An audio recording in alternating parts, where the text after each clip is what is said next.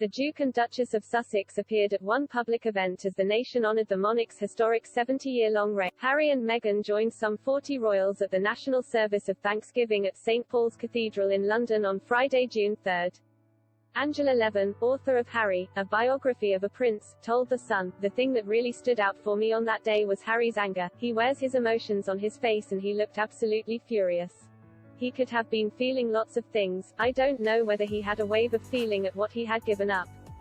He is self-destructive and might regret what he has lost. Maybe he was recalling bad memories and was wishing he hadn't come at all." Harry and Meghan were spotted through a window during the Queen's birthday parade, trooping the colour, but did not appear on the balcony of Buckingham Palace where only working royals joined the sovereign. Friday's appearance was the Sussexes' first alongside the Windsors since they stepped down as senior royals in 2020. The couple continued to maintain a low profile over the Jubilee weekend, missing a star-studded concert in front of Buckingham Palace on Saturday, June 4.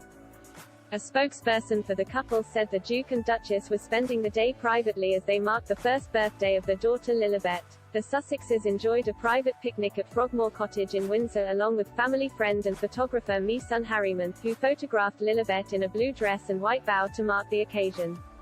Harry and Meghan's low profile over the Jubilee led Sky News Australia's foreign correspondent Annelies Nielsen to claim they had been completely separated from senior royals during the celebrations. She said, "This is just a very good example of how they haven't kept the relationship going in the United Kingdom.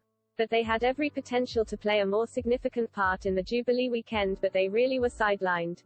We only saw them briefly at Trooping the Colour, in that long grainy photo with their very junior cousins, and then at the service of Thanksgiving where they were completely separated from all the senior royals. That 20 minutes where they had to sit and wait for Kate and Wills, and Prince Charles and Camilla, really put into focus just where they sit in the world.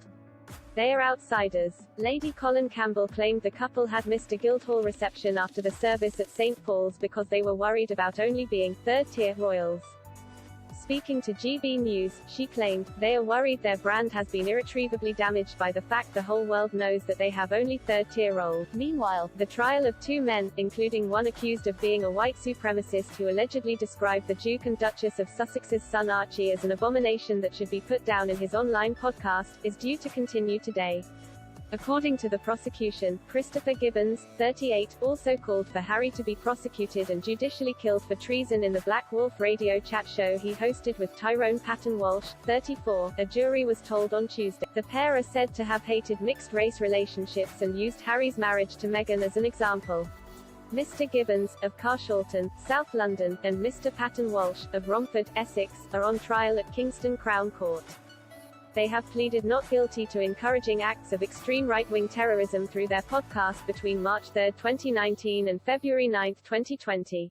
Mr. Gibbons denies a further count of disseminating terrorist publications by uploading videos to an online stash called the Radicalization Library between April 2018 and February 2020. Prosecutor Ann White QC told jurors, "They reserve particular hatred for mixed-race relationships, and they use Prince Harry and Meghan Markle's marriage and children as prime examples of this." Christopher Gibbons referred to his views that the Sussexes' baby was an abomination that should be put down and Prince Harry should be prosecuted and found guilty and judicially killed for treason.